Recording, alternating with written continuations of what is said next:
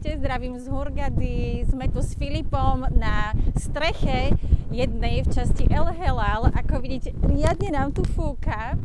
A veru, aj máme bundy, pretože nielen studený vietor, ale je teraz momentálne v polovici februára taká, že studená vlna. Január bol veľmi teplý na Hurgadu, ale teraz vo februári naozaj sme vytiahli aj hrubšie veci, pretože cez deň je tých 18 stupňov, 19, ale pocitovo menej, lebo kvôli tomu vetru, a v noci bolo iba 13. Takže už aj prikurujeme. Ale tuto, keď sa pozriete trošku dole, tak uvidíte, že nie všetci sú takí zimomraví ako ja, ale sú tu aj turisti, ktorí sa takto cez obed na slnečku vyhrievajú a chcú prísť domov pekne opálení. A to sa v Hurgade naozaj dá počas celého roka.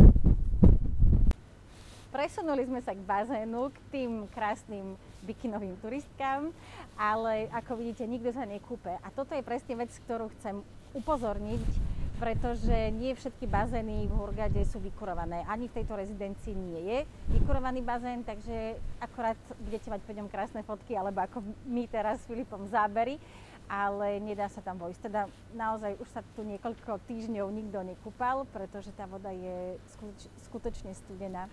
Ale zase dobrá správa je, že čoraz viac egyptských hotelov aj v Hurgade práve aspoň jeden vyhrievaný bazén má. Takže si to vždy overte v cestovke a kombinácia naozaj, že príjemne teplej vody a toho slnka, ktoré je tu v Afrike, keďže sme na africkom kontinente, silné počas celého roka, môže z vašej dovolenky aj v zime urobiť naozaj krásnu dovolenku, kde sa viete opáliť, viete sa okúpať a takí, čo im nevadí, že teplota mora je momentálne okolo 22 stupňov, tak sa môžu aj ísť napríklad potápať, stačí si dať trošku možno hrubší neopren, alebo ak máte radi aj takú osviežujúcejšiu vodu, tak môžete úplne v pohode vliesť aspoň na chvíľočku.